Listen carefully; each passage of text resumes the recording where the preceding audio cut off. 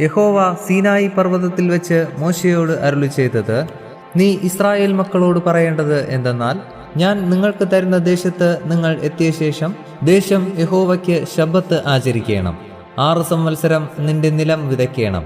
അവണ്ണം 6 സംവത്സരം നിന്റെ മുന്തിരിത്തോട്ടം വള്ളിത്തല മുറിച്ച് അനുഭവമെടുക്കണം. 7-ാം സംവത്സരത്തിലോ ദേശത്തിന് സ്വസ്ഥതയുള്ള ശബ്ബത്തായ യഹോവയുടെ ശബ്ബത്ത് ആയിരിക്കണം. നിന്റെ നിലം വിതയ്ക്കുകയും മുന്തിരിത്തോട്ടം വള്ളിത്തല മുറിക്കുകയും ചെയ്യരുത്. നിന്റെ കൊയ്ത്തിന്റെ പടുവിളവ് കൊയ്യുകയും വള്ളിത്തല മുറിക്കാത്ത മുന്തിരിത്തോട്ടത്തിലെ പഴം പറിക്കുകയും അരുത്. അത് ദേശത്തിന് ശബ്ബത്താണ്ട് ആകുന്നു. ദേശത്തിന്റെ ശബ്ബത്തിൽ താനേ വിളയുന്നത് നിങ്ങളുടെ ആഹാരമായിരിക്കണം. നിനക്കും നിന്റെ ദാസനും ദാസിക്കും കൂലിക്കാരനും നിന്നോടുകൂടെ പാർക്കുന്ന പരദേശിക്കും നിന്റെ കന്നുകാലിക്കും കാട്ടുമൃഗത്തിനും അതിന്റെ അനുഭവം ഒക്കെയും ആഹാരമായിരിക്കണം. പിന്നെ 7 ശബ്ബത്താണ്ടായ 7 സംവത്സരം എണ്ണേണം. അങ്ങനെ 7 ശബ്ബത്താണ്ടായ 49 സംവത്സരം കഴിയണം. അപ്പോൾ 7-ാം മാസം 10-ാം തീയതി മഹാധ്വനി കാഹളം ധ്വനിപ്പിക്കണം. പാപപരിഹാര ദിവസത്തിൽ നിങ്ങൾ നിങ്ങളുടെ ദേശത്ത് എല്ലായിടവും കാഹളം ധ്വനിപ്പിക്കണം. 50-ാം സംവത്സരത്തെ ശുദ്ധീകരിച്ച് ദേശത്തെല്ലായിടവും സകല നിവാസികൾക്കും സ്വാതന്ത്ര്യം പ്രസിദ്ധമാക്കണം. അത് നിങ്ങൾക്ക് യോബേൽ സംവത്സരമായിരിക്കണം. നിങ്ങൾ താന്താന്റെ അവകാശത്തിലേക്ക് മടങ്ങിപ്പോകണം. ഓരോരുത്തൻ താന്താന്റെ കുടുംബത്തിലേക്കും മടങ്ങിപ്പോകണം. 50-ാം സംവത്സരം നിങ്ങൾക്ക് യോബേൽ സംവത്സരമായിരിക്കണം. അതിൽ നിങ്ങൾ വിതയ്ക്കുകയോ പടുവിളവ് കൊയ്യുകയോ വള്ളിത്തല മുറിക്കാത്ത മുന്തിരിവള്ളിയുടെ പഴം പറിക്കുകയോ ചെയ്യരുത്. അത് യോബേൽ സംവത്സരം ആകുന്നു. അത് നിങ്ങൾക്ക് വിശുദ്ധമായിരിക്കണം.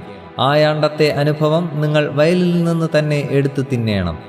ഇങ്ങനെയുള്ള യോബേൽ സംവത്സരത്തിൽ നിങ്ങൾ താന്താന്റെ അവകാശത്തിലേക്ക് മടങ്ങിപ്പോകണം. കൂട്ടുകാരന് എന്തെങ്കിലും വിൽക്കുകയോ കൂട്ടുകാരനോട് എന്തെങ്കിലും വാങ്ങുകയോ ചെയ്താൽ നിങ്ങൾ തമ്മിൽ അന്യായം ചെയ്യരുത്. യോബേൽ സംവത്സരത്തിന്റെ പിമ്പുള്ള സംവത്സരങ്ങളുടെ സംഖ്യയ്ക്ക് ഒത്തവണ്ണം നിന്റെ കൂട്ടുകാരനോട് വാങ്ങേണം. അനുഭവമുള്ള സംവത്സരങ്ങളുടെ സംഖ്യയ്ക്ക് ഒത്തവണ്ണം അവൻ നിനക്ക് വിൽക്കണം. സംവത്സരങ്ങൾ ഏറിയിരുന്നാൽ വില ഉയർത്തേണം. സംവത്സരങ്ങൾ കുറഞ്ഞിരുന്നാൽ വില താഴ്ത്തേണം. അനുഭവത്തിന്റെ കാലസംഖ്യയ്ക്ക് ഒത്തവണ്ണം അവൻ നിനക്ക് വിൽക്കുന്നു. ആകയാൽ നിങ്ങൾ തമ്മിൽ അന്യായം ചെയ്യരുത്. നിന്റെ ദൈവത്തെ ഭയപ്പെടേണം. ഞാൻ നിങ്ങളുടെ ദൈവമായ യഹോവ ആകുന്നു. അതുകൊണ്ട് നിങ്ങൾ എൻ്റെ കൽപ്പനകൾ അനുസരിച്ച് എൻ്റെ വിധികൾ പ്രമാണിച്ച് ആചരിക്കണം. എന്നാൽ നിങ്ങൾ ദേശത്ത് നിർഭയം വസിക്കും. ഭൂമി അതിൻ്റെ ഫലം തരും. നിങ്ങൾ തൃപ്തിയായി ഭക്ഷിച്ച് അതിൽ നിർഭയം വസിക്കും. എന്നാൽ 7-ാം സംവത്സരത്തിൽ ഞങ്ങൾ എന്തു ഭക്ഷിക്കും? ഞങ്ങൾ വിതയ്ക്കുകയും ഞങ്ങളുടെ അനുഭവമെടുക്കുകയും ചെയ്യരുതല്ലോ എന്ന് നിങ്ങൾ പറയുന്നുവെങ്കിൽ, ഞാൻ 6-ാം സംവത്സരത്തിൽ നിങ്ങൾക്ക് എൻ്റെ അനുഗ്രഹം അരുളുകയും അത് 3 സംവത്സരത്തേക്കുള്ള അനുഭവം തരികയും ചെയ്യും. 8-ാം സംവത്സരത്തിൽ നിങ്ങൾ വിതയ്ക്കുകയും 9-ാം സംവത്സരം വരെ പഴയ അനുഭവം കൊണ്ട് ഉപജീവിക്കുകയും വേണം. അതിൻ്റെ അനുഭവം വരും വരെ പഴയത് കൊണ്ട് ഉപജീവിച്ചു കൊള്ളേണം. നിലം ജന്മം വിൽക്കരുത്. ദേശം എനിക്കുള്ളത് ആകുന്നു. നിങ്ങൾ എൻ്റെ അടുക്കൽ പരദേശികളും വന്ന് പാർക്കുന്നവരും അത്രേ. നിങ്ങളുടെ അവകാശമായ ദേശത്തൊക്കെയും നിലത്തിന് വീണ്ടെടുപ്പ് സമ്മതിക്കണം. നിന്റെ സഹോദരൻ ദരിദ്രനായി തീർന്ന് തൻ്റെ അവകാശത്തിൽ ഏതാനും വിറ്റാൽ അവൻ്റെ അടുത്ത ചർച്ചക്കാരൻ വന്ന് സഹോദരൻ വിറ്റത് വീണ്ടുകൊള്ളേണം. എന്നാൽ വീണ്ടുകൊള്ളുവാൻ അവന് ആരും ഇല്ലാതിരിക്കുകയും താൻ തന്നെ വകയുള്ളവനായി വീണ്ടുകൊള്ളുവാൻ പ്രാപ്തനാകുകയും ചെയ്താൽ അവൻ അത് വിറ്റ ശേഷമുള്ള സംവത്സരം കണക്കുകൂട്ടി മിച്ചമുള്ളത് അത് വാങ്ങിയിരുന്ന ആൾക്ക് മടക്കിക്കൊടുത്ത് തൻ്റെ അവകാശത്തിലേക്ക് മടങ്ങി വരേണം. എന്നാൽ മടക്കിക്കൊടുപ്പാൻ അവന് പ്രാപ്തിയില്ല എങ്കിൽ വിറ്റുപോയ യോബേൽ സംവത്സരം വരെ വാങ്ങിയവന്റെ കയ്യിൽ ഇരിക്കണം. യോബേൽ സംവത്സരത്തിൽ അത് ഒഴിഞ്ഞുകൊടുക്കുകയും അവൻ തൻ്റെ അവകാശത്തിലേക്ക് മടങ്ങി വരികയും വേണം. ഒരുത്തൻ മതിലുള്ള പട്ടണത്തിൽ ഒരു വീട് വിറ്റാൽ വിറ്റ ശേഷം 1 സംവത്സരത്തിനകം അവന് അത് വീണ്ടുകൊള്ളാം. വീണ്ടുകൊള്ളുവാൻ 1 സംവത്സരത്തെ അവധി ഉണ്ട്. 1 സംവത്സരം മുഴുവനും തികയോളം വീണ്ടുകൊണ്ടില്ലെങ്കിൽ മതിലുള്ള പട്ടണത്തിലെ വീട് വാങ്ങിയവന് തലമുറയായി എന്നും സ്ഥിരമായിരിക്കണം. യോബേൽ സംവത്സരത്തിൽ അത് ഒഴിഞ്ഞുകൊടുക്കേണ്ട.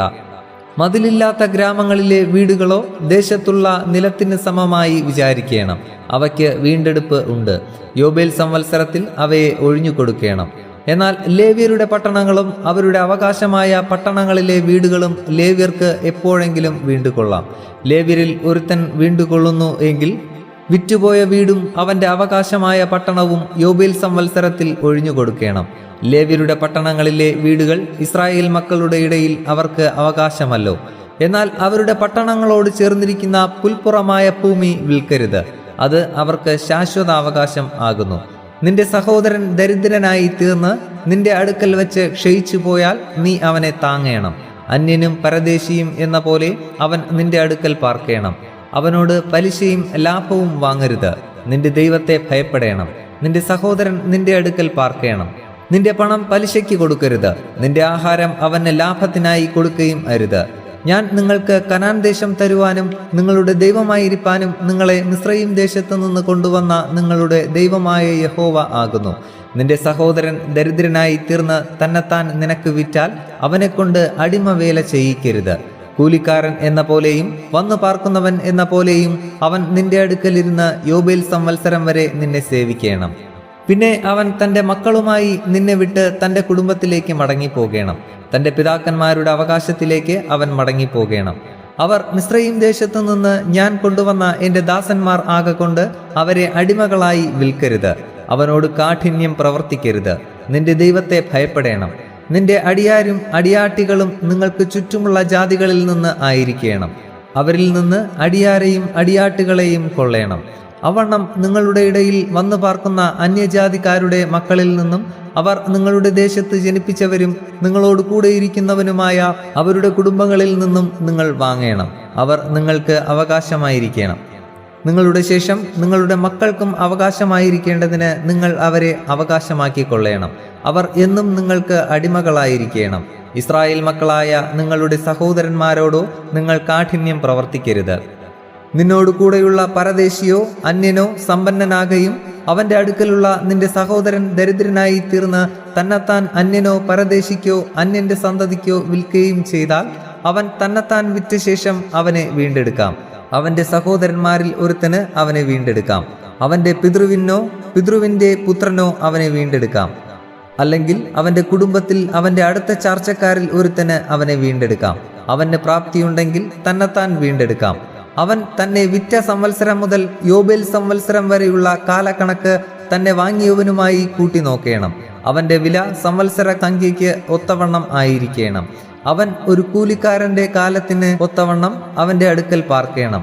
സംവത്സരം ഏറെയുണ്ടെങ്കിൽ അതിന് തക്കവണ്ണം അവൻ തന്റെ വീണ്ടെടുപ്പ് വില തനിക്ക് കിട്ടിയ പണത്തിൽ നിന്ന് മടക്കി കൊടുക്കണം.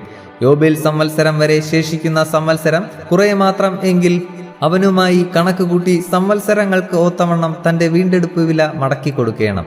അവൻ ആണ്ടോടാണ്ട് കൂലിക്കാരൻ എന്ന പോലെ അവന്റെ അടുക്കൽ ഇരിക്കണം. നീ കാണുകെ അവനോട് കാഠിന്യം പ്രവർത്തിക്കരുത്. ഇങ്ങനെ അവൻ വീണ്ടെടുക്കപ്പെടാതെ ഇരുന്നാൽ അവനും അവനോടുകൂടെ അവന്റെ മക്കളും യോബേൽ സംവത്സരത്തിൽ പുറപ്പെട്ടു പോകണം. ഇസ്രായേൽ മക്കൾ എനിക്ക് ദാസന്മാർ ആകുന്നു. അവർ മിസ്രയീം ദേശത്തു നിന്ന് ഞാൻ കൊണ്ടുവന്ന എൻ്റെ ദാസന്മാർ. ഞാൻ നിങ്ങളുടെ ദൈവമായ യഹോവ ആകുന്നു.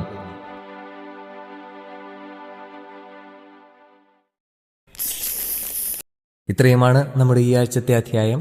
ഇത് നിങ്ങളുടെ ജീവിതത്തിൽ വളരെയധികം പ്രവർത്തിക്കട്ടെ, അനുഗ്രഹമാകട്ടെ എന്ന് പ്രാർത്ഥനയോടെ ആശംസിക്കുന്നു. ദൈവം ഒരാഴ്ച കൂടി നമ്മുടെ ജീവിതത്തിൽ അനുവദിച്ചു തരികയാണെങ്കിൽ അടുത്ത അധ്യായത്തിൽ നമുക്ക് വീണ്ടും കണ്ടുമുട്ടാം. അതുവരെ ദൈവകൃപ നമ്മോടുകൂടെ ഉണ്ടായിരിക്കുമാറാകട്ടെ.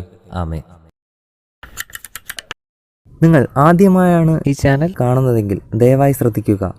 ബൈബിൾ ആദ്യം മുതൽ അവസാനം വരെ വായിക്കുന്ന ഒരു പ്രോഗ്രാമാണിത്. താല്പര്യമുണ്ടെങ്കിൽ നിങ്ങൾക്കും ദിവസത്തിൽ ആകെ 5 മിനിറ്റ് മാത്രം ചിലവാക്കിക്കൊണ്ട് ഇതിൽ പങ്കാളികളാകാം. ഒരുപക്ഷെ ഇത് നിങ്ങൾക്ക് വേണ്ടി കൂടിയുള്ള ഒരു പ്രോഗ്രാം ആയിരിക്കാം. ഇതിൽ പങ്കെടുക്കുവാൻ ആഗ്രഹമുണ്ടെങ്കിൽ ഈ ചാനൽ സബ്സ്ക്രൈബ് ചെയ്യുക. പ്രത്യേകിച്ച് നിങ്ങളുടെ സുഹൃത്തുക്കൾക്ക് ആർക്കെങ്കിലും ഇത് ഉപകാരപ്പെടും എന്ന് നിങ്ങൾ കരുതുന്നുണ്ടെങ്കിൽ അവർക്കും ഇത് ഷെയർ ചെയ്യുക. ഒരുപക്ഷെ അതുവഴി നിങ്ങൾ അവരുടെ ജീവിതത്തിൽ ഒരു അനുഗ്രഹത്തിന് കാരണമാകാം. ആദ്യം മുതൽ തന്നെ ബൈബിൾ വായിച്ചു തുടങ്ങുന്നതിനായി ഒരു ലിങ്ക് ഞങ്ങൾ ഡിസ്ക്രിപ്ഷനിൽ കൊടുക്കുകയാണ്. അതുവഴി നിങ്ങൾക്ക് ബൈബിൾ ആദ്യം മുതൽക്കേ വായിക്കുവാൻ സാധിക്കും. ഇനിയുള്ള വചനങ്ങൾ അപ്ലോഡ് ചെയ്ത ഉടനെ തന്നെ അറിയുവാനായി ബെൽ ഐക്കൺ പ്രസ് ചെയ്യുക. ഇതിലൂടെ ദൈവത്തെക്കുറിച്ച് കൂടുതൽ അറിയുവാൻ, ദൈവത്തിൻ്റെ അനുഗ്രഹം കൂടുതലായി അനുഭവിക്കുവാൻ നമുക്ക് കഴിയട്ടെ എന്ന പ്രാർത്ഥനയോടെ നന്ദി, നമസ്കാരം.